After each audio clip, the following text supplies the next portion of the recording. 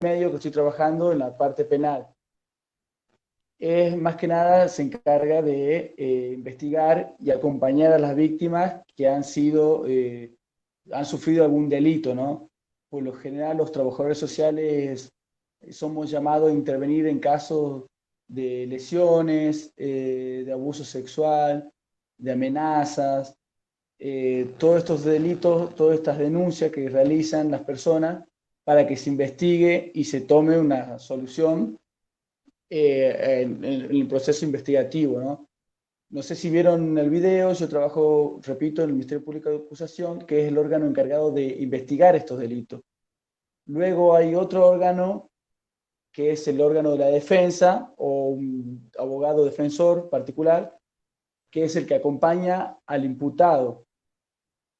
Y en tercer lugar está el tribunal o el juez, quien es el que dirime este conflicto, este litigio, este derecho vulnerado, el que va a tomar una medida judicial, ya sea castigando al imputado o, o no, ¿no? Esperen que se me tildó nuevamente.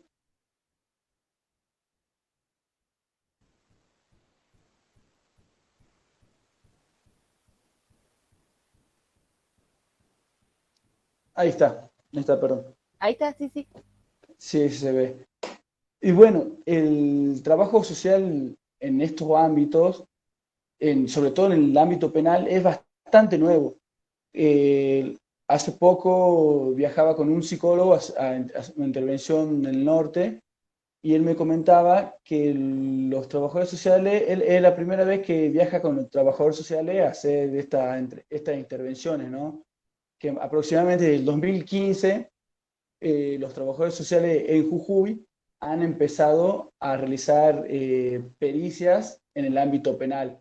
Antes, antes se hacían las famosas encuestas socioambientales, que era consultarle a los vecinos sobre las personas implicadas en el delito, ¿no? Y solamente se les pedía que describan qué le dijo los vecinos, nada más. Hoy en día se le demanda otra cosa a los trabajadores sociales. Se le demanda ya, como dijo Eri, una evaluación diagnóstica de una situación, problema, ¿no? En este caso, de una situación legal. No solamente una situación social, problema, sino también el legal.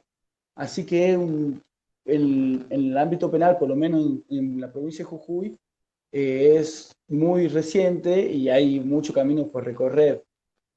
Y concuerdo con Eric que los orígenes del trabajo social en la justicia siempre, o la reconstrucción histórica, mejor dicho, también de la profesión en el ámbito de la justicia, se lo consideraban como una función de vigilancia, de control, de trabajadores sociales policíacos, investigadores, y con esta famosa frase que ustedes seguro la estudiaron en Arlayón u otros autores, que el trabajador social en la justicia eran los ojos del juez en el barrio, ¿no?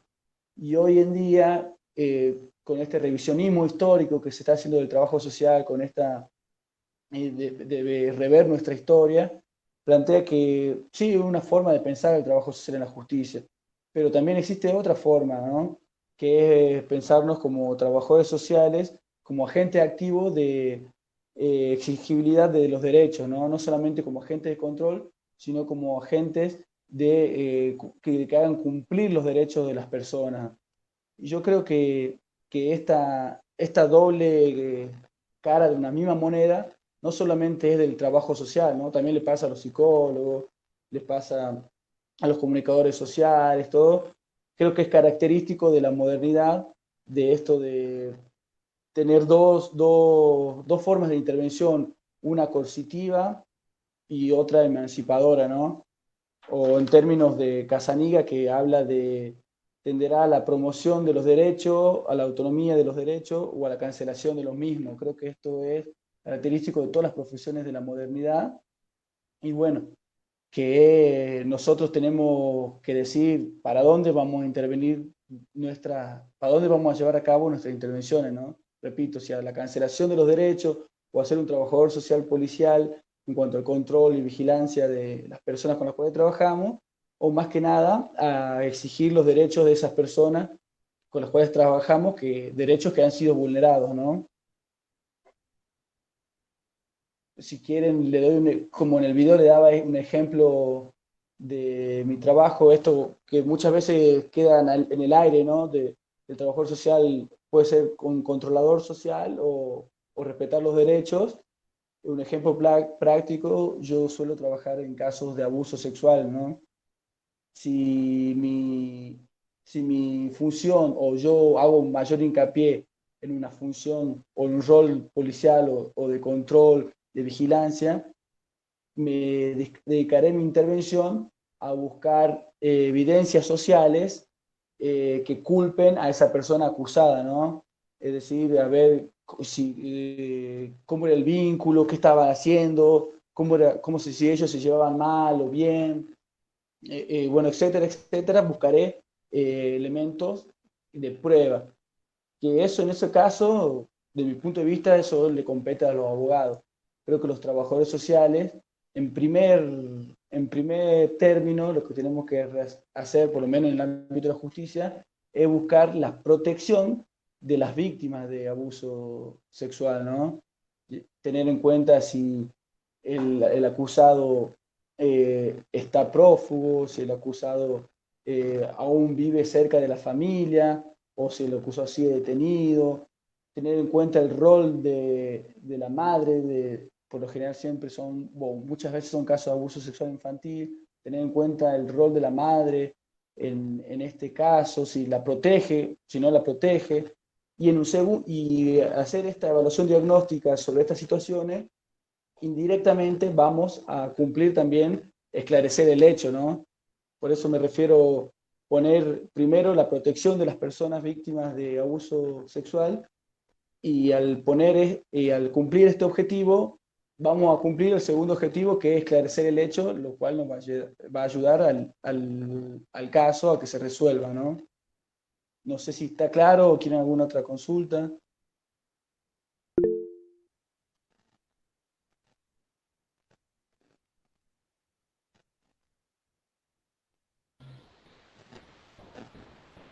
Ahí plantea Acá hay una Verónica. pregunta. Sí, dice, cuando el juez se expide, ¿los trabajadores sociales que intervinieron siguen de alguna forma el caso? ¿Se solicita eso, sobre todo en el fuero civil, o se hace un corte del caso hasta que surja una nueva solicitud de juez o de una de las partes? Bueno, mira, Vero, cuando sale una sentencia de un juicio, normalmente todos dejamos de intervenir en ese juicio, hasta el juez. En algunos casos, si la cuestión, por ejemplo, a ver, en un caso de un niño que vive con la madre y el padre el padre tiene un régimen comunicacional, y ese régimen comunicacional fue dado por una sentencia judicial, donde hay una intervención de un equipo. ¿Qué pasa? Digamos, ahí también lo que se ve es la edad del niño. Muchas veces se hace un régimen comunicacional para un niño de 2, 3 años, donde, por supuesto, que el padre lo va a tener que ir, retirar, buscar, según las actividades y el crecimiento del niño. Pero cuando ese niño tenga 10, 11 años, quizás quiera ir a pasar más tiempo con su papá. Entonces habrá que rever la causa, si es necesario, que las partes no llegan a un acuerdo, y tienen que ir nuevamente a la justicia, y bueno, ahí nuevamente podrá intervenir el mismo equipo u otro equipo. Los equipos normalmente responden a un juzgado determinado, es decir, en la vocalía 1 del Tribunal de Familia tiene su propio equipo interdisciplinario. Si la causa vuelve ahí, y bueno, seguramente intervendrá el mismo equipo, o puede intervenir otro si la causa va a otro juzgado. Espero, claro. Decime si te respondí un poco lo que me preguntabas. Aquí el menor puede... Bueno, los niños pueden, a los 13 años, pueden decidir con cuál de los padres o con qué adulto responsable quieren vivir, ¿sí? Esa es la edad. Pero normalmente a los niños se los escucha. Entonces, si el niño, muchas veces sucede sobre todo cuando el niño vive con la madre y la madre muere, y ahí se arma el lío porque quizá ese niño vivía a su vez con los abuelos maternos y por ahí el padre pide que el niño vaya a vivir con él. Entonces ahí se hacen todos los estudios para ver con quién va a estar mejor el niño, porque siempre se debe respetar el ámbito donde él está creciendo y donde él se siente bien, ¿no? O si el niño, porque tiene algunos problemas, quiere vivir con el padre por alguna razón, y bueno, se hacen todos los estudios psicológicos y sociales para ver y estudiar que ese niño vaya a vivir con su papá si así lo pide.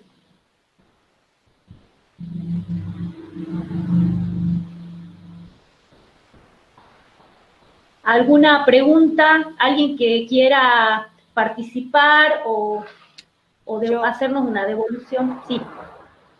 De paso, mientras las chicas piensan preguntitas, ¿cómo ven Mauri y Eri la mirada del otro? ¿Cómo los recibe la gente? ¿Qué piensa que va a hacer el trabajador social? ¿Cómo, Gaby? Perdón, no te escuché. A ver si se escuchó, Mauri. La gente con la que ustedes intervienen, ¿qué imaginario tiene de lo que el trabajador social va a hacer? O sea, por ejemplo, digamos, en el ámbito de la justicia, cuando yo realizo mis visitas domiciliarias, es decir, me persono a las casas de, ya sea de las víctimas o del imputado, de la familia del imputado, cuando yo me presento y digo que vengo de la justicia, ya es una alerta a la familia, así que yo ya entro como invadiendo a la familia, ¿no? Por lo general me hacen pasar a su domicilio y me quieren contar, explicar todo cómo está su casa, como que ellos todavía tienen, las personas con las cuales trabajamos, nos ven como esas personas que vamos a controlar la higiene de la persona, cómo viven, qué no tienen, qué tienen. Si yo siento eso que nos ven como unos controladores sociales más que como trabajadores sociales, ¿no? La mayoría de la familia, muchos de los otros se alegran que lleguemos, ya que somos la parte de que la justicia va a su casa, está en el terreno, está en el barrio, y solemos evacuar muchas dudas que ellos en ese momento tienen, ¿no? O también muchas veces lo ven como un derecho que pónganse a pensar en una víctima o también en el imputado. Ellos ven a la pericia social como un derecho, ya que van a entender a la pericia social como un esclarecimiento de la causa, ¿no? Así que muchas veces nos ven con buenos ojos, en el sentido que vamos a aclarar algo que el juez o el fiscal no está entendiendo bien. Sí, es como que siempre están pensando en que vamos a ver las condiciones materiales de la existencia, ¿no? Solo eso. También hay mucho de cómo llegamos empáticamente hacia las personas. Bueno, que muchas veces, a veces uno llega con un oficio. Yo tengo compañeras que lo hacen así, o sea, vengo con este oficio y tengo que entrar a tu casa. Y otras veces, bueno, según el rol que asumamos, yo hay veces que respeto totalmente, y si las personas no quieren que ingresemos a su casa, están en todo su derecho y no ingresamos a su casa. Por ahí mantenemos entrevistas afuera y con los vecinos, y cuando volvemos ellos recién se sienten o nos hacen pasar, porque realmente a nadie le gusta, como dice Robles, mostrar la pobreza en la que vive, ¿no? Mostrar su propia pobreza, que habla no solo de las condiciones materiales, sino de un montón de otras cuestiones.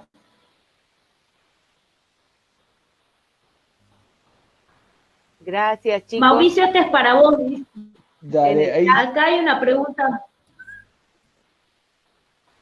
¿La ves, Mauri? Sí, a Sole, sí, Sole, me pasó varias veces, y creo que me va a seguir pasando, y a ustedes seguro le va a pasar en el ámbito de trabajo que encuentren o que decidan desempeñarse, ¿no? Por ejemplo, apenas llegué, lo que me costaba mucho es este rol que me designaban, que era de hacer encuestas socioambientales, supuestamente en caso de robos. Había robos y querían que yo pregunte a los vecinos si habían visto algo, si, si les parecía sospechoso tal o cual persona, más que nada consultas puntuales a algunos vecinos y que en cierta forma al comienzo una o dos de esas realicé porque no tenía el sentido, recién ingresaba, me estaba desempeñando, pero después uno va defendiendo su campo, el campo profesional se conquista y eso es claramente una tarea, sin desmerecer, es de la policía, ¿no? Que es quien realiza las consultas a los vecinos. Yo creo que nuestro informe no se deben delimitar a la mera consulta a vecinos, sino también a la entrevista principalmente con los implicados, ¿no? Con las voces de las personas con las cuales trabajamos. Después otra cuestión con la que aún sigo luchando, debatiendo junto a las otras dos trabajadoras sociales de acá del Ministerio Público de Acusación, es que a nosotros para intervenir nos llega un oficio, ¿no? Que se nos solicita que intervengamos en uno o en tal caso. Y denominan nuestra intervención como encuesta socioambiental. Ustedes ya saben bien los términos, me imagino, de las técnicas, y una encuesta es muy diferente a un informe social, ¿no? Y eso todavía está costando, lo debato con los secretarios, con los abogados acá, de cambiar ese nombre, de que no hacemos una mera encuesta socioambiental, sino nosotros hacemos un informe pericial, un informe social, que como bien marcó Eri, el informe social es, en la justicia, el informe pericial, es el resultado de una evaluación diagnóstica, ¿no? Así que ahí es otro espacio de lucha, el denominar cómo se va a llamar a nuestros instrumentos de intervención.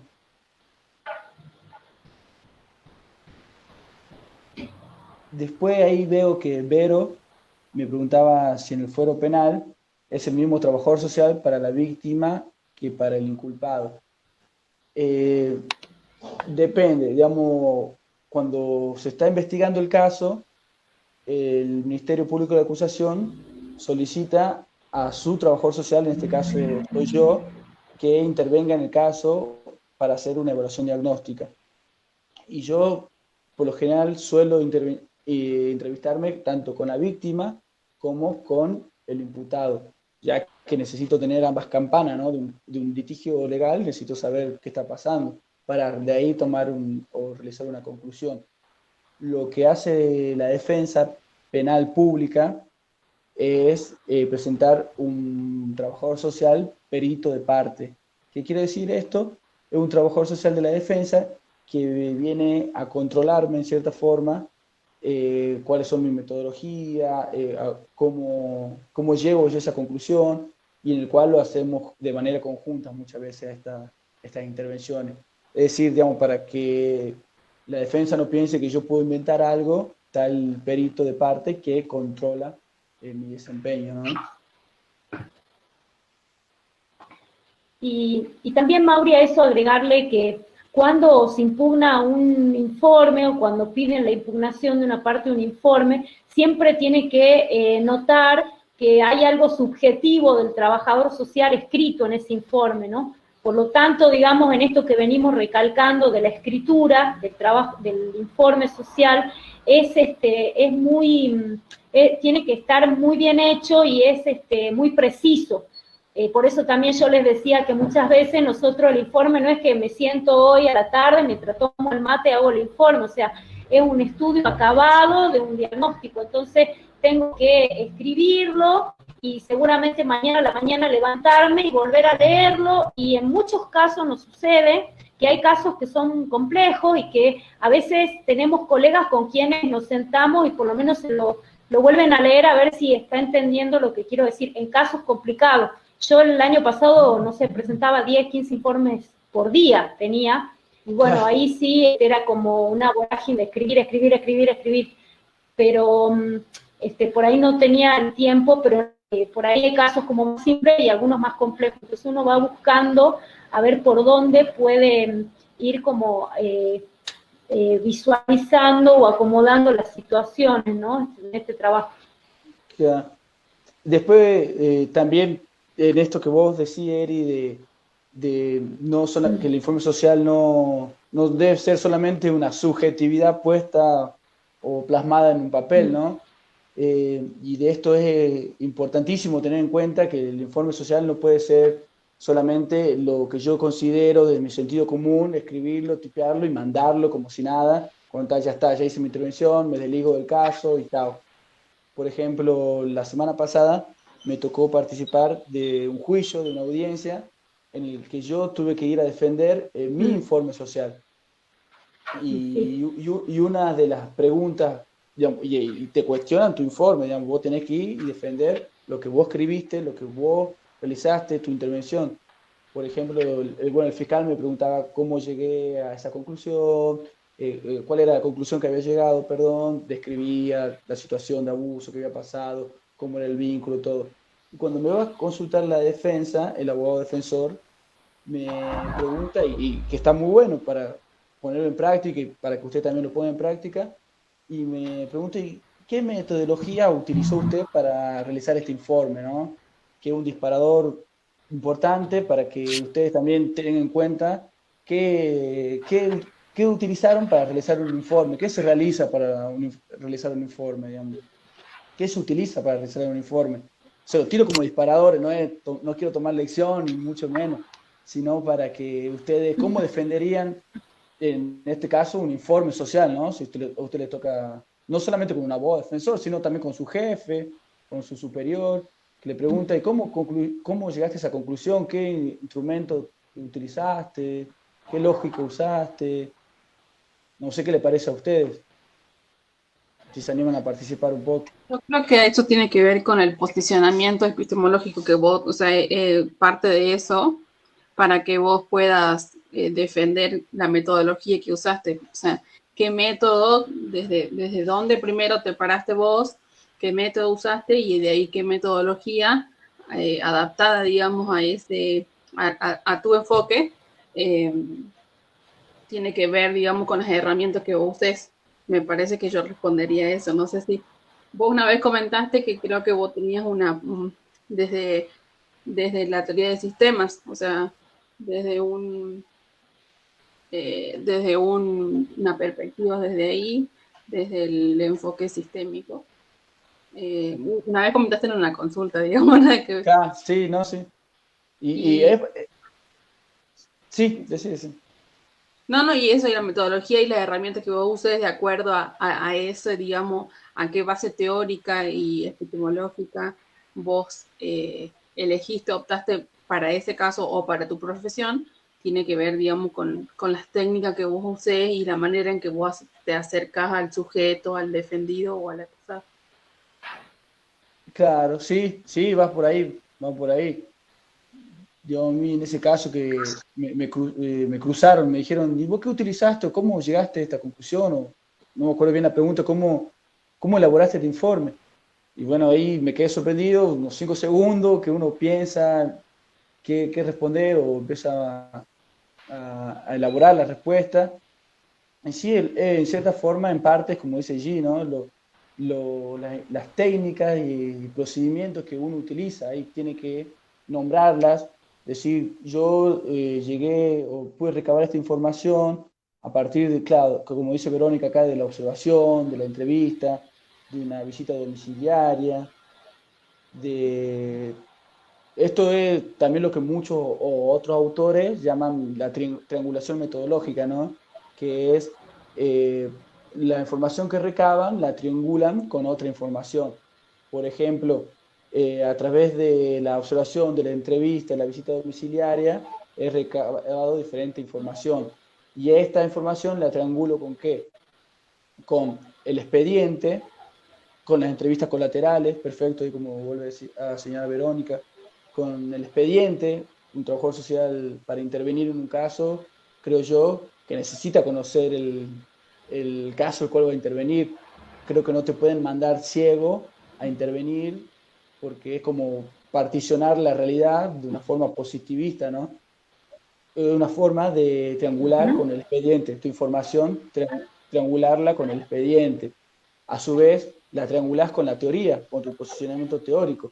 En este caso, vos marcaba el sistémico, el que Yo, la verdad, en mi informe muchas veces, muy pocas veces acudo al sistémico, y así que, pero otras teorías, no solamente de teorías familiares, sino también, en este caso, de las teorías de violencia de género, o de abuso sexual. No va a ser lo mismo mi informe si considero a la violencia de género como, o a la violencia hacia la mujer como un sadismo o masoquismo, que si lo considero como un Desde envuelta una perspectiva de género.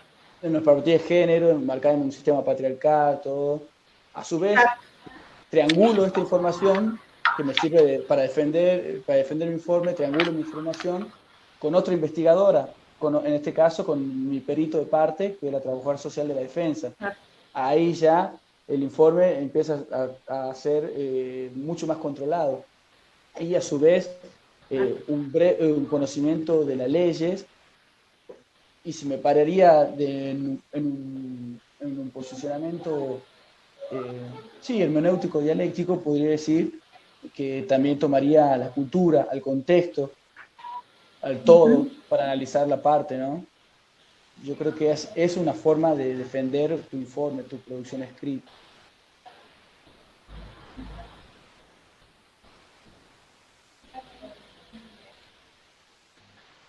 Luciana dice, ¿lees, Mauri, lo que dice Luciana? Sí, ahí lo estoy leyendo.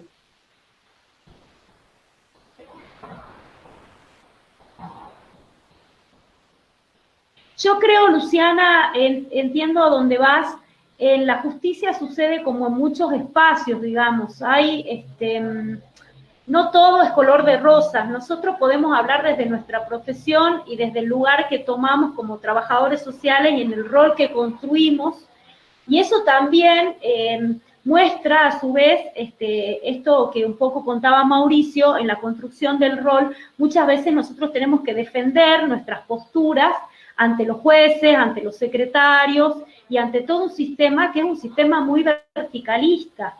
Entonces, depende de dónde te parás vos como profesional, es cómo te escucha un juez o no. Eso es así.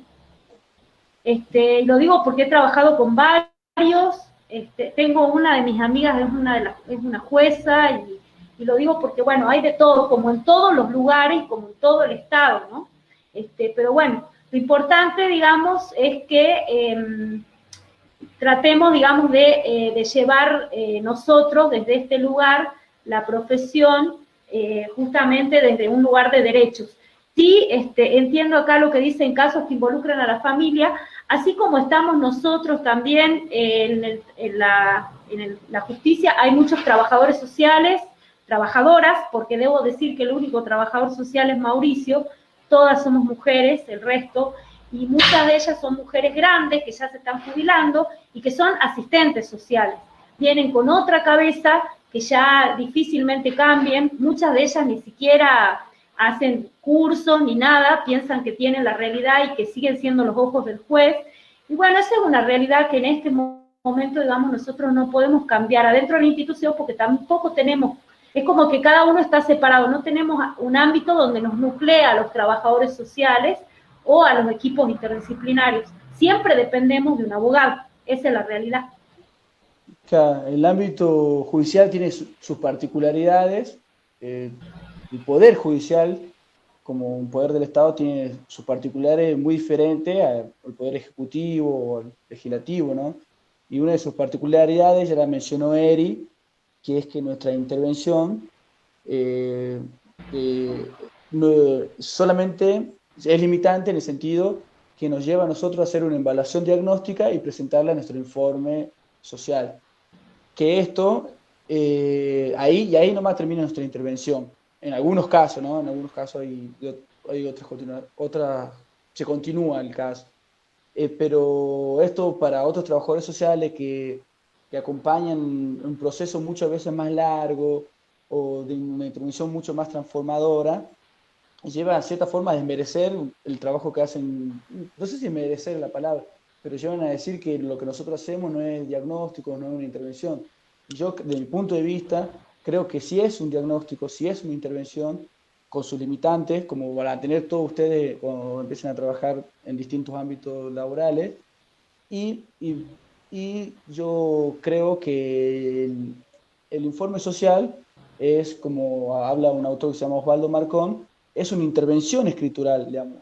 No solamente pensar que la intervención se da en el boca a boca o en el vivo a vivo, en el palabra a palabra, o como una terapia que hacen los trabajadores sociales con las personas a cuales acuden, las personas cuando acuden al trabajador social, sino un informe social es una intervención escritural. Nuestros escritos van a tener incidencia en las vidas de esas personas, ya sea en la parte civil, como Eri desarrolló bastante bien, o en la parte penal, si supónganse yo determino, o en mi informe social reconozco que había convivencia entre la víctima y el imputado, es otra la pena a que no haya convivencia. Así que el escrito, el informe, es una intervención desde mi punto de vista, ¿no?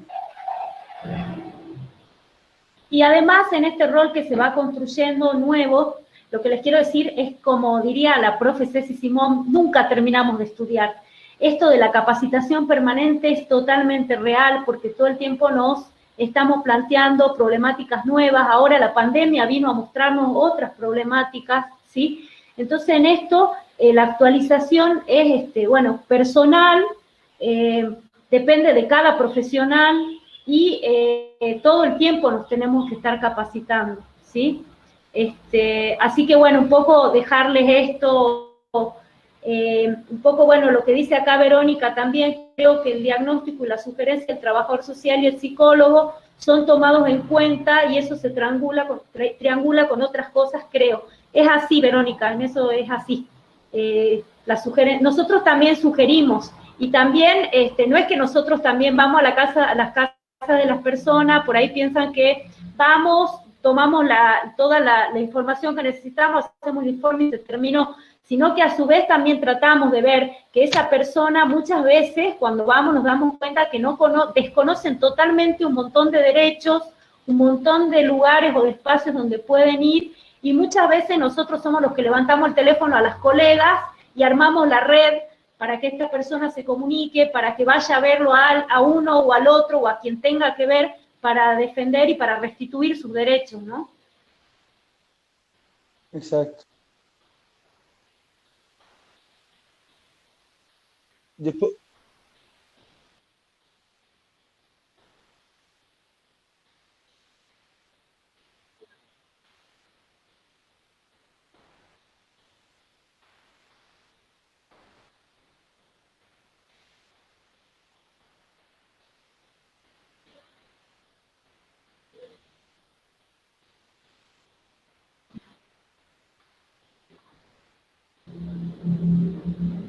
y comparto con Eri cuando decía la empatía para trabajar con las personas, el respeto, ¿no? de las decisiones que toman las personas. Nosotros no somos, no vamos a jugar a nadie. Es más, si las personas no quieren que ingresemos a su domicilio, no tenemos por qué obligar que nos hagan ingresar a su domicilio. Muchas veces yo también he realizado entrevistas en la vereda, sentado ahí en el cordón de la casa para poder realizar entrevistas o programando otras entrevistas. También creo que una forma de desmitificar este rol que se nos asigna a nosotros como agentes de control o de vigilancia es el de llamar a las personas a las cuales vamos a entrevistar antes de ir a sus casas, ¿no? Yo creo que apenas comencé a trabajar en este organismo, en esta institución, no avisaba a las personas cuando las visitaba. Y después, uno con experiencia va ganando, va reflexionando muchas cosas, y no, y ahí digo, pero estoy reproduciendo este rol de control, de vigilante, que se nos señala muchas veces, y sí, si no aviso a una familia, si le caigo a las 2 de la tarde sin avisar y la persona esa está haciendo otras cosas, está descansando, está tomándose una siesta porque tuvo un día de mierda, tuvo un día jodido y quiere descansar, y nosotros le caemos a pedirle una entrevista. Póngase a pensar, ustedes también sacarían una patada al trabajador o a la trabajadora social, ¿no? Así que yo creo que es conveniente avisar. programar una entrevista, como lo hacen las diferentes profesiones. Creo que los psicólogos, los psiquiatras, todos programan su entrevista, ¿no? Así que creo que ese también es un aspecto que está bueno y llevarlo a cabo para desconstruir nuestro imaginario que hay de nosotros en la sociedad, ¿no? Sí, otra de las cosas, yo en el año 2016, cuando comencé a trabajar con víctimas de violencia, en ese transcurso, por ejemplo, me di cuenta de lo que era trabajar tras un escritorio, ¿no? Yo tomaba como el protocolo, como la primera denuncia de violencia, y bueno, entonces nada, cambié el escritorio porque me parecía que las personas, yo tenía pañuelos, todo lo que necesitaba para que llore, pero me daba cuenta que estaba lejos de la persona. Entonces, bueno, corrí al escritorio para estar al lado de ellas, entonces la sentaba al lado mío. Y muchas veces el resto de los profesionales me criticaban porque me decían, vos te metés ahí con la gente, al lado, las abrazás, les agarrás la mano. Y sí, porque eso es lo que necesitan en ese momento. Entonces, pero todo eso se va aprendiendo cuando uno, digamos, logra esto de la empatía. Y esto que dice Mauricio, yo muchísimas veces, el hecho de levantar el teléfono y saber, porque muchas veces nosotros trabajamos con personas vulnerables que muchas veces no tienen plata para tomar el colectivo, ir 50 veces a tribunales, hacer 50, que la declaración, que me atiende el psicólogo, que me vea la trabajadora social, que no sé qué, bueno, no tienen. Entonces, bueno, también muchas veces trataba de ver, a ver, esta persona tiene hoy una audiencia, bueno, me voy hasta el juzgado, veo de verla ahí adentro, cuando salga de la audiencia, charlar con ella, presentarme quién soy, y bueno, y acordar con ella a ver cuándo puede, cuál es su horario de trabajo, qué momentos disponibles cuenta, si puede venir, no puede venir, si tengo que ir a su casa para hacerle la entrevista, y eso es increíble lo que acerca, porque muchas veces cuando salen cansados o agobiados, porque realmente hay que llegar, uno siempre poniéndose en los zapatos de las personas, lo que es llegar hasta esa instancia de una mesa de entrada con su documento y decir soy fulano y vengo a una audiencia, y estar adentro con un juez, con una jueza, con un secretario, con un montón de gente que te pregunta un montón de cosas, y muchas veces hasta con un equipo interdisciplinario presentándose y contando su vida. Bueno, eso realmente habla de que las personas que llegan ahí movilizadas tienen que, yo siempre digo, tienen que tener, tienen que estar preparadas para ese momento. Por eso mucha gente no denuncia y no puede llegar, porque es difícil tomar todas esas decisiones y llegar a ese lugar, ¿no? Así que bueno, un poco es esto de pensar el rol desde ponerse en el lugar del otro, ¿no? A mí me pasó una vez con una señora que, le voy a contar no tenía documento, tenía mi edad, tenía 46 años, ella en ese momento, no sé, tendríamos 40 las dos, y esta persona indocumentada, ¿qué había pasado? Los padres no la habían inscrito, toda su vida había vivido en un asentamiento, que es a la margen del río Chifra, y esta mujer, ¿qué le pasó? Ella nació, los padres no la inscribieron, y cuando tenía 2, 3 años, los papeles de parto, todo eso, se lo llevó al río en una inundación. Entonces no había papeles para hacerle el trámite, y ella había llegado hasta los 40 años, tenía como 5 hijos, un montón de problemas. Y bueno, y con ella se venía caminando desde su casa hasta tribunales para verme, y para que pudiéramos construimos toda la historia de vida, y bueno, desde la escuela, desde un montón de lugares, y también fue como ayudarla a que pudiera ir a la trabajadora social del barrio, y que pudiera llegar y contarle los otros problemas que tenía, porque a su vez tenía un montón de problemas.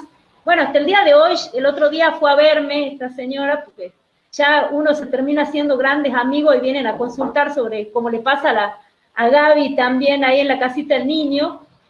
Bueno, uno va haciendo esa empatía con las personas, ¿sí? Y eso habla, digamos, de nuestro rol profesional, porque yo podría decir, no me corresponde, yo ya trabajé esto, ahora anda a verla a la fulana. No, nosotros tenemos una implicancia, ¿sí? Y esto justamente, si hablamos de restituir derechos y desde esa mirada, bueno, tenemos que buscar el momento, ¿no? Yo quería sumar cuán valioso esto que se ve en las palabras de la profe Eri y de Mauri, que pararnos desde el paradigma de derechos tiene que ver con reconocer la dignidad del otro como persona, ¿no?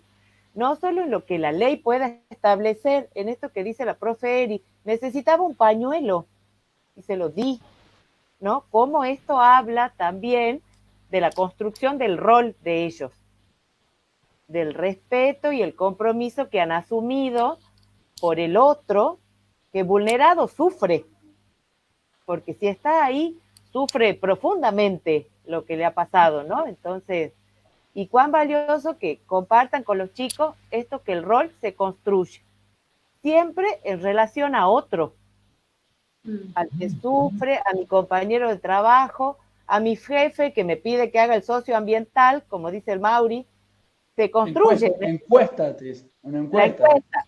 La encuestita. Oh, tita encima, como diminutivo. Exacto. Como que no existimos. Claro, por eso la importancia... Ahí Laura Bautista dice esta pregunta, a ver. Por eso la importancia... Seguí, Mauri. Sí, no, una cosa cortita, la importancia de entender, y que ustedes ya lo señalaron el año pasado en las prácticas, cuando también me invitaron a participar, la importancia de entender el campo profesional como una lucha, ¿no? Los espacios se ocupan, se ganan, se conquistan, y creo que el trabajador social en general ha conquistado muchos espacios laborales, ¿no? Como por ejemplo esta parte en lo penal, que me comentaban que no se hacían muchas pericias en los trabajadores sociales en lo penal, que me llamó la atención, digamos, yo soy nuevo, está hace 5 años realizando informes periciales en los trabajadores sociales, y cómo se va conquistando espacios, se van luchando por espacios, para que se deje de llamar una encuesta a que se llame un informe. Pueden ser cosas pequeñas, pero los nombres dicen bastante. Así que esta idea de tener en cuenta los espacios, que son espacios de lucha, de conquista. Acá Daniela te pregunta, Mauricio, ¿qué requisitos pide el MPA para ingresar a trabajar en esa institución? ¿Acepta técnicos, solo licenciados? ¿Prioriza a trabajadores sociales hombres por el contexto de peligro en el que nos encontramos ahora las mujeres? La verdad que ahora técnicos, no leí si hay alguna pasantías o algo, no desconozco. Yo creo que sí o sí, es más, la ley nuestra de profesional exige que seamos licenciados, ¿no? Ya no nos podemos quedar solamente con el título de técnicos. Así que es a tener en cuenta que sí o sí nuestra carrera ya es de grado, no es una sola tecnicatura. Y en cuanto a la cuestión de género, en cuanto al empleo o no empleo, son 2 mujeres y un varón, qué sé yo, así que no sé, eso sería más una pregunta para los fiscales, que son los que contratan o solicitan, ¿no? a los trabajadores sociales. No sé si... Sí, igual yo... Te escuchamos, Laura. Bien, buenas tardes. Es que bueno, no quería enredarme en el comentario, pero tomando como importante la construcción del rol del profesional del trabajo social en este ámbito, como también la importancia que tiene la decisión del sujeto con el que vamos a intervenir y, bueno, priorizando en caso de que quisiera esta persona tomar una denuncia o lo que fuese. Bueno, mi pregunta es si sería posible implementar algún proyecto desde el trabajo social en base al incumplimiento de los derechos humanos o bien la exclusión social en este ámbito, en caso de poderse, si estos se realizan desde el ámbito únicamente desde el trabajo social o bien interdisciplinariamente, y en caso de no poderse, sí, ¿qué otras alternativas pueden darse en base a estos incumplimientos?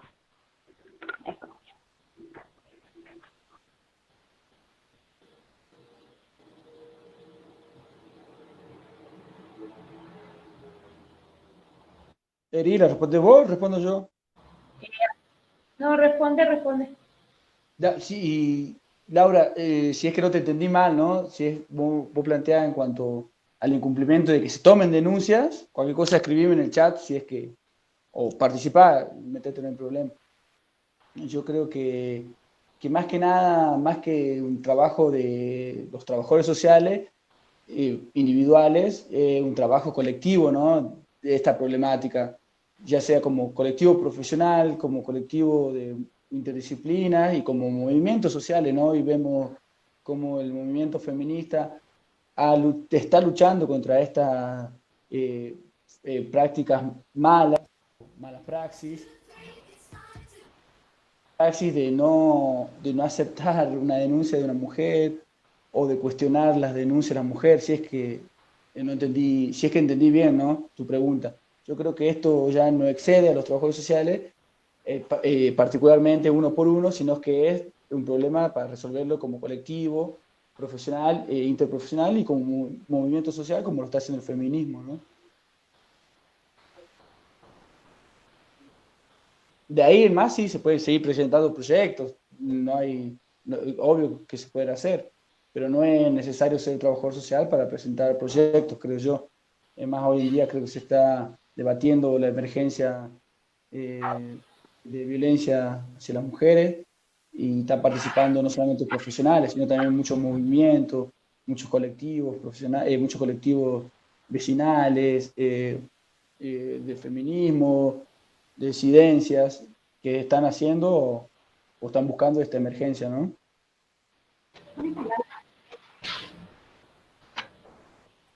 Mauricio, te quería hacer una pregunta.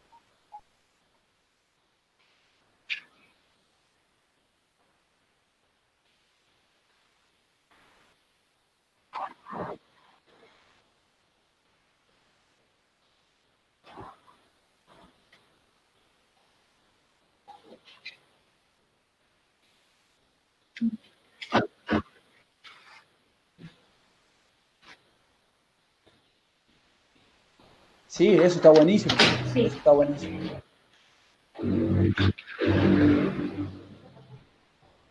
Mi pregunta era respecto al video, volver un poco al video que vimos tuyo. Sí. No sé si vos te acordás, bueno, seguro que sí, vos planteabas 3 ideas de intervención. Si me las puedes recordar, por favor. Y una hablaba del rol del perito, y ahí vos citabas, bueno, esto del controlador coercitivo o emancipador. La segunda era de intervención macro y micro, y la tercera era la perspectiva sociohistórica de la familia. Esas 3 ideas. Sí. Mi pregunta era, esas 3 ideas que vos tenés, o sea, vos las construiste, digamos, vos las nombraste como 3 ideas de intervención o aspectos investigativos. O sea, era como que yo me quedé un poco y no entendí, digamos, si era algo que vos construiste desde tu rol o tomaste teóricamente alguna fuente, digamos, de trabajo social, o igual citaste a Casaniga y a Carballeda en el video. Entonces, esa era mi pregunta, digamos. Y después que me responda eso, sigo con otra. Sí, no, más que nada, vos mismo lo dijiste hace rato para defender tu intervención, en este caso nuestra intervención sería un informe social en el ámbito judicial. Necesitamos un marco teórico, ¿no? Y estos aspectos teóricos son tomados de autores de trabajo social que me ayudan a desempeñarme en el campo, ¿no? Esta famosa praxis de lo que se habla, en el sentido de entender al sujeto histórico, ¿no? No solamente entenderlo como un expediente y nada más, sino que hay un trayecto de las personas, ¿no? Entenderlo de dónde viene, cómo llegó hasta ahí y hacia dónde quiere ir. Son aspectos teóricos que yo he tomado de otros autores que realmente me ayudan a desempeñarme en mi labor profesional. Y no me acuerdo, era el sujeto histórico. Era la perspectiva sociohistórica, la intervención macro y micro, o sea, sí. la intervención del medio y la realidad específica del medio que rodea la intervención. La primera que vos habías citado era respecto al rol de perito Claro. Esto de tener un rol coercitivo o controlador de Claro. vigilancia Sí, o son, emancipador. Y esa son era mi pregunta respecto a esa primera idea, respecto a esto de controlador coercitivo y emancipador. Si podías como extenderte un poco más para que lo entienda un poco mejor. Dale. Tiene que ver justamente con la construcción esta que decía la profe Eri, de que hay trabajadores sociales o asistentes que tienen como ideas como re antiguas. No sé si es eso o me estoy equivocando. No, puede ir por ahí, depende, digamos, para mí yo lo veo como dos caras de una misma moneda, ¿no? Que nuestra intervención, como las de otros, como otros profesionales de las ciencias sociales, cumplen o van de la mano, ¿no? Ser controladores, vigiladores, coercitivos a veces en los derechos sin darnos cuenta, o también podemos ser promotores de derechos. Por eso esta reflexión constante tiene que estar en nosotros, ¿no? Porque muchas veces en la cotidianidad o en la rutina, tendemos a caer inconscientemente en ser meros controladores o menos informantes del fiscal o del juez y, no cae, y repetimos nuestra intervención y caemos en esta forma de intervenir. Pero también podemos estarla reflexionando constantemente y ver cómo protejo yo a esas personas, ¿no? ¿Cómo restituyo ese derecho? ¿Cómo promociono ese derecho? Y vuelvo a dar el caso un poco más detallado de mi ámbito laboral. Si yo me dedico únicamente a ser los ojos del fiscal, los oídos del fiscal en el barrio, en la casa, voy a, inconscientemente o conscientemente también buscar evidencias que inculpen al imputado, al presunto abusador. Pero en cambio, si yo pongo ese objetivo, en comillas, como secundario, y mi primer objetivo es la protección de la víctima, voy a indagar, voy a investigar sobre, supongamos que una niña la víctima, dónde está viviendo actualmente la niña, si su círculo familiar, si sobre todo el adulto no ofensor, que suelen ser las madres, cree en ella, si no, si es que no cree, si es que la madre quiere levantar la denuncia que realizó a su expareja que fue el abusador, el presunto abusador, y empiezo a investigar eso, o veo si la madre realmente le está creyendo, si el presunto abusador va a la casa, ya no va, si es que está detenido, no está detenido. No sé si me explico un poco más, voy a indagar en esas cuestiones de protección de los derechos, en este caso de una niña, ¿no? Más que buscar cómo inculpar a esa persona. No, eso no es nuestro rol.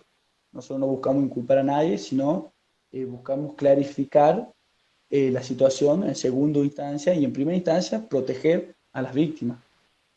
No sé si Claro, me eso explico. tiene que ver con la perspectiva también de a dónde pongo el foco, ¿no?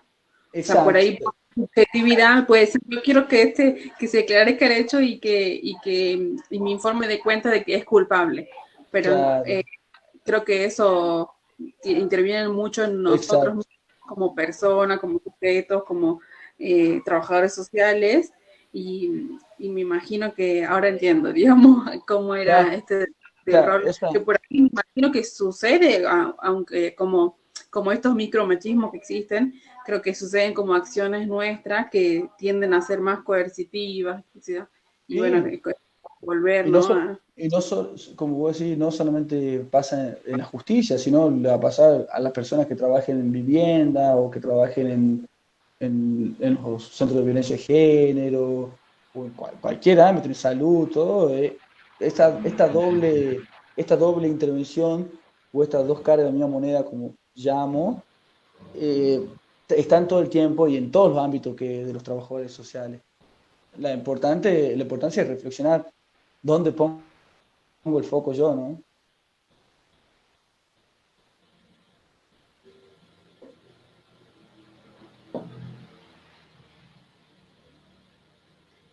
¿Alguna pregunta más?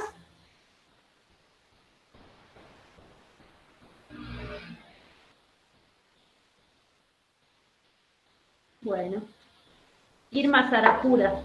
Profe Mauricio, ¿algún ejemplo de un caso específico? De un caso específico donde haya intervenido desde el trabajo social para poder entender desde la práctica. Dale, es difícil tu pregunta, para responder a tu pregunta. Vos andás corrigiéndome por el chat, si querés, Irma. Ya que están escuchando digamos, un caso, digamos, como les contaba allí, por ejemplo, me llega un oficio, les cuento así cotidianamente cómo intervengo yo. Me llega un oficio, el oficio del fiscal que me designa a intervenir en un caso de abuso sexual agravado por la convivencia. Y ahí el fiscal me pone algunos puntos evaluativos o puntos periciales para que yo responda, ya sea el vínculo que había entre el imputado y la víctima. Yo tengo que describirlo, en cierta forma, hacer un diagnóstico de cómo era ese vínculo, si eran hermanos, si eran el padre y la hija, si era la pareja de la madre, si era el abuelo, si era el tío. Describo el vínculo, la frecuencia en que se daba ese vínculo, si era poco, intermedio, mucho, si existía o no convivencia, ya que la carátula es de convivencia, agravado por la convivencia, así que tengo que hacer hincapié en eso, señalar si hay otras características de victimización, si hay una victimización de episodio único, de cronificación del delito, o son muchos las polivictimizaciones, es decir, son muchos cómo se la ha victimizado a esa persona o a esa niña, describir el contexto familiar, señalar o indagar qué hitos familiares pueden funcionar como patrones tolerantes de violencia, qué pasa en su historia familiar, si hubo casos anteriores de abusos sexuales y cómo reaccionaron esos casos, porque acuérdense, muchas veces nuestras conductas son aprendidas o en el sentido de nuestro modo de mediación simbólica, es como damos respuestas a nuestras prácticas, ¿no? Y bueno, nosotros tenemos que indagar por ahí, informar de qué forma se develaron los hechos, si la madre cree o no cree en esta niña, qué consecuencias le trajo a la niña y a la familia, si fue un vecino del barrio. Hoy en el barrio hay conflicto, es un daño que se le ha generado a la víctima y a la familia. Si hay factores... Mauri, a eso le agrego cuáles son los recursos materiales y simbólicos con los que cuentan para afrontar esa situación, ¿no? Exacto. Claro, ¿con qué cuentan las familias, digamos, para hacer frente a esto, ¿no? Y sobre todo, otro punto importante de donde yo apunto a ver los factores asociados a la retracción. ¿Qué quiere decir retracción? Es decir, que muchas veces las niñas o niños víctimas de abuso se retractan de su denuncia. Suele ser común esto, pero ¿por qué? Porque a veces no tienen el apoyo de la familia o de la madre, del adulto no ofensor, es decir, del adulto que no cometió el delito.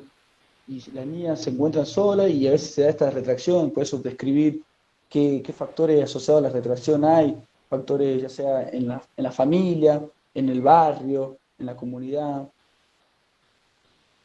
Nuestra intervención más que nada en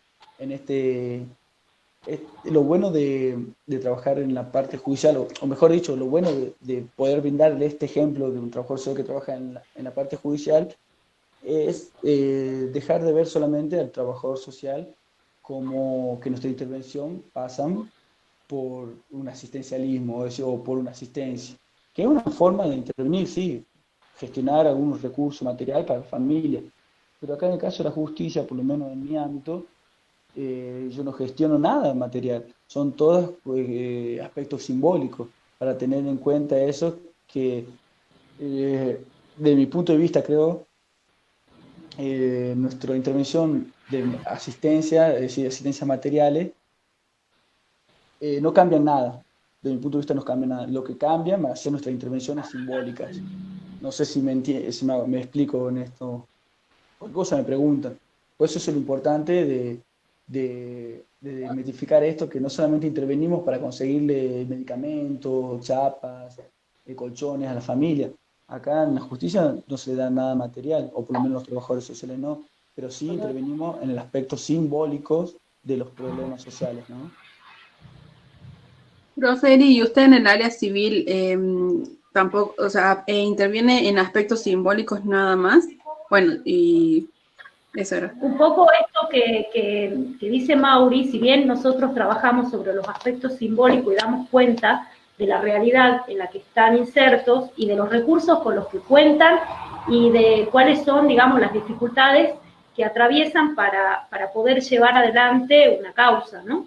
Pero además nosotros también siempre tratamos de hacer alguna conexión cuando vemos, digamos, la necesidad. A mí me tocó, yo trabajé en un lugar que era la defensa civil, y en la defensa civil hemos hecho algunas gestiones para algunas personas, qué sé yo, que había una familia que no tenía vivienda, que alquilaba y tenía un hijo que murió y otro muy grave con una enfermedad que necesitaba una vivienda, y bueno, se hicieron un montón de acciones desde la defensa para que estas personas pudieran acceder a una vivienda.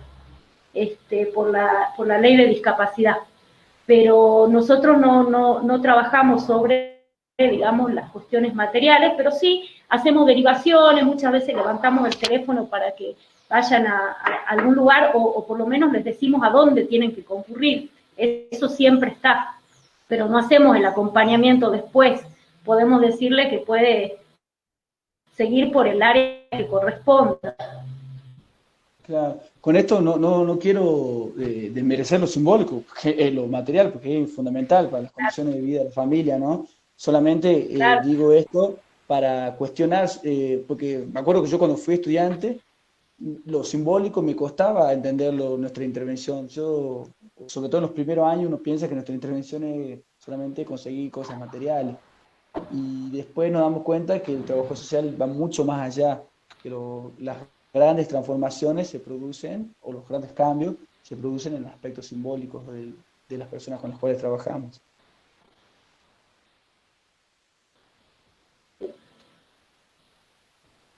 Y lo que aportamos es a la resolución de un conflicto. Eso en definitiva es así. Exacto. ¿Podrían comentarles a las chicas sobre la importancia del develamiento en una situación de abuso? Dale. Brevemente, no me maten. Sí, no. Sí, no, más que nada, bueno, esto es la importancia antes de responder a la pregunta de Gaby, la importancia de la teoría, ¿no? Porque si nosotros intervenimos del sentido común, decimos qué es develamiento, en un caso, la importancia de la teoría de las problemáticas sociales, ¿no? Porque si trabajamos del sentido común, nos dicen develamiento, retracción, son conceptos que, bueno, los podemos deducir, pero no los terminamos de comprender o de masticar desde la teoría, ¿no? Por eso es la importancia, insisto, en la formación teórica de los trabajadores sociales. Nosotros seguimos estudiando, creo que no sé hasta cuándo, siempre, pero hay que seguir consumiendo teoría, ¿no? Masticando teoría. Y la importancia del develamiento pasa en cómo se da y en qué momento se da. Por lo general, en los casos que me está tocando intervenir, estoy viendo muchos casos que se develan en las escuelas, ¿no? Y da la casualidad, no es casualidad, da un factor importante, que es que se producen luego de tener algún taller de educación sexual integral. Yo me toca leer las denuncias y leo que la directora tuvo que ir a denunciar este caso porque una estudiante develó un hecho de abuso en su casa luego del taller de educación sexual. No es común que haya leído eso en varios informes. Por eso digo la importancia de entender dónde se da la develación y cómo. No es lo mismo que se devele ahí en una escuela a que se devele o que la madre preguntándole, la niña salga, diga cómo pasó, ¿no? o en campamentos, también pasó en campamentos religiosos o de formaciones, saltan mucho en esos casos donde los niños o las niñas tienen contención y cuentan lo que le está pasando, ¿no? Y lo importante también es, aparte de la develación de esta situación de abuso que manifiesta el niño o la niña, es la reacción de la familia frente a esa develación, ¿no? Nosotros tenemos que señalar cómo fue esa reacción de la familia, si fue de apoyo o si fue de descreimiento, porque son cosas muy opuestas, ¿no? Una reacción a la otra, para que, para que el fiscal tenga elementos de qué está pasando en esa familia. Y si hay otros niños en esa familia que también pueden tener otros riesgos de esta situación, ¿no?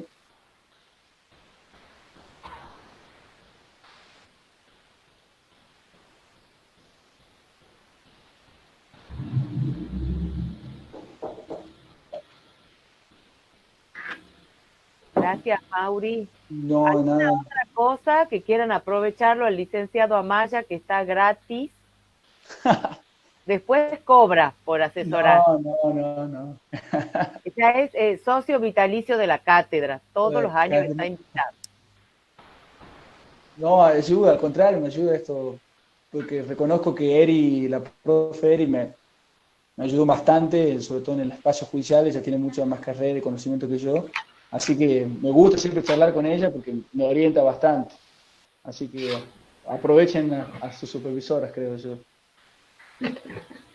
Igual este es un espacio de construcción y lo que quiero decirles es que nosotros también de todo esto nos enriquecemos de las preguntas de ustedes que son importantes para nosotros y justamente para esto que habló el profe y que es así, real.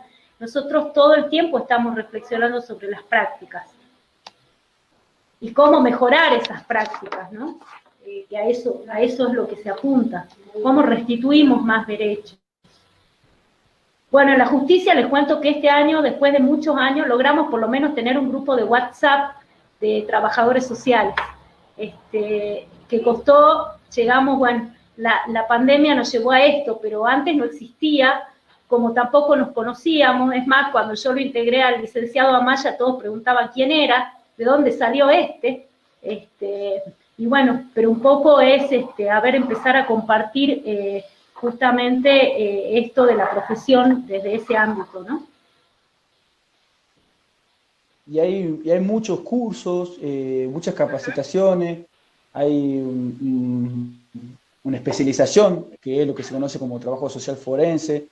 Creo que es un campo que está hoy actualmente en Argentina, por lo menos, desarrollándose bastante. No sé si en estos últimos 5 o 10 años ha tomado un gran auge y se ha empezado a dictar varias capacitaciones y en varias universidades se está abriendo la especialización en trabajo social forense, ¿no? Que bueno, que está buenísimo hacerlo para, una vez que se reciban, hacerles esa especialización. Si les interesa. Igualmente, digamos, no solo tenemos que estar en la justicia para ser peritos, también pueden ser peritos judiciales, inscribiéndose en un registro y ser peritos de parte. ¿Cómo es esto? Digamos, ¿cómo funciona? Cualquier trabajador social, licenciado, lleva su currículum a una secretaría y ahí se le asigna como un número de lista. Entonces, según las causas, cuando se necesitan peritos de parte, van saliendo, digamos, por lista a quién le corresponde y bueno, se lo designa por oficio para que haga, digamos, la pericia de ese trámite.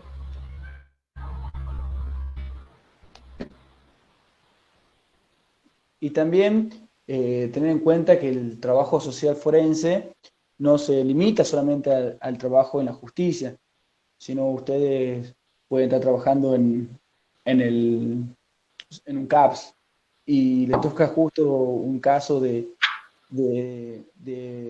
lesiones, de violencia de género, de abuso, y puede ser que la llamen a declarar algún juicio, ¿no? Y ustedes tengan que ir a defender su informe ahí.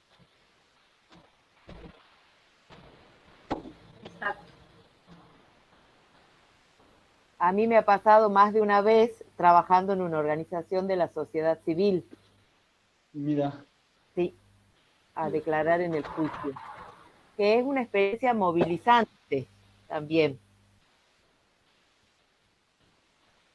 Ahí, Gaby, cuando vos podés contar desde tu lugar justamente lo que a vos te provocó llegar a ese edificio, a un juicio donde tenés que defender algo. Entonces, ¿cómo se sienten las personas que tienen que ir a, digamos, en esta búsqueda de que le restituyan un derecho que perdió? Sí. ¿Se me escucha bien? Me pasó brevemente en una situación de un juicio de abuso de una niña asistente a la casa del niño. El develamiento se hace en el hogar, entonces también teníamos un rol particular en esta cuestión y éramos 2 colegas, 2 trabajadoras sociales, y estábamos convocados nosotros y el equipo del CAPS, como dice el profe Mauricio, el Centro de Atención Primaria de la Salud. Yo estuve declarando más de 1 hora y la otra colega salió a los 2 minutos, pero 2 minutos. Me sorprendió y le digo, ¿qué pasó? Y miren lo que me contestó. A todo lo que me preguntaron dije no sé, porque no quiero tener problemas. Una trabajadora social. En una situación de abuso de una niña, un abuso muy complejo, como lo son todos, pero este era muy complejo. Eso habla desde donde uno se posiciona, como dicen la profe Eri y el profe Maus, cómo uno construye el rol. Y en un juicio me llamo al silencio porque me ganó el miedo de tener un problema, ¿qué problema puedo tener yo? Pero bueno, es bueno compartir estos espacios, que los colegas compartan con ustedes sus experiencias, un poquito los va preparando para lo que puede ser el futuro ejercicio profesional, que moviliza. El espacio de la justicia muchas veces da miedo, más a los que no están vinculados al área de la justicia como ellos que trabajan allí. Igual da miedo. Igual da miedo. Igual hay que ir y enfrentarse con un juez, un fiscal, un defensor y poder en ese momento dar cuenta de una teoría y desde un posicionamiento desde donde uno dice lo que dice. Y no solo nos pasa a nosotros como trabajadores sociales, les pasa a los psicólogos, a las psicólogas, o sea, a todo el que le toca enfrentar esta situación. Lo que sí quiero decirles es que por ahí no es lo mismo cuando un juicio, como es el abuso, llega a una cámara donde hay un tribunal de 3 personas y hay un juicio oral. En los tribunales de familia es distinto porque cada jueza del tribunal tiene como su equipo. Y en eso que tiene su equipo es como que uno va más al boca a boca con el juez. El juez, digamos, llega de la calle y podés contarle a tu juez o a la jueza qué es lo que vos viste y qué es lo que vos, para que pueda ir librando las medidas mientras vos vas escribiendo tu informe. Eso tiene la interdisciplina también.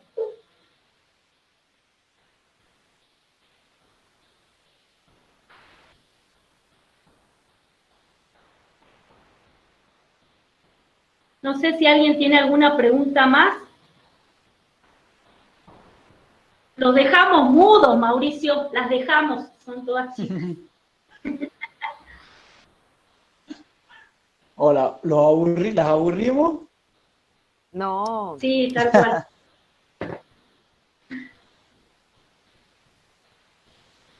No, están buenos y felicitarlo a las chicas y a las supervisoras, porque realmente estos espacios en pandemia son fundamentales, y más en las prácticas, ¿no?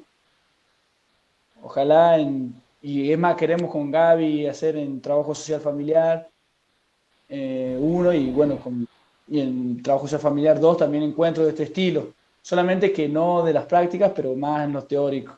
Así que celebro que hayan tomado esta metodología para llevar a cabo las prácticas.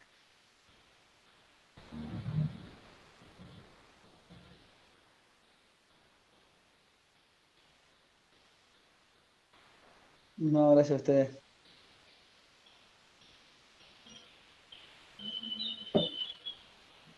Muchas gracias, profe Mauri, por su espacio y también por aclararnos muchas dudas y también compartir su experiencia y su conocimiento. Dale, para eso estamos, para contarnos nuestras experiencias y ustedes, la de ustedes, ¿no? Enriquecernos juntos.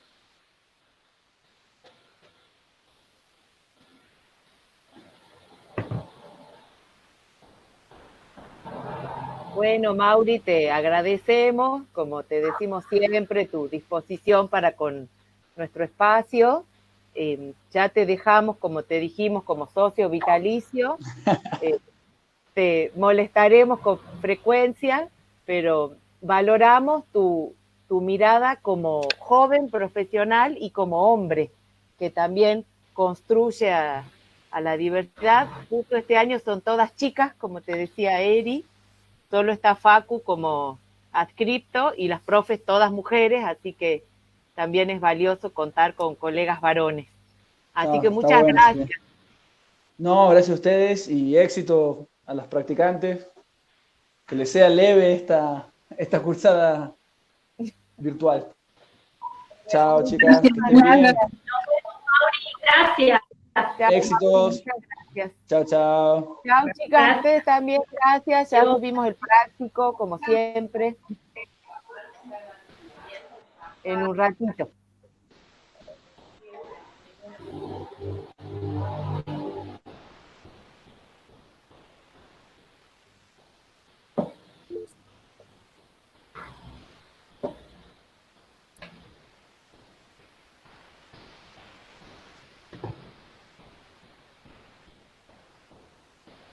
Tele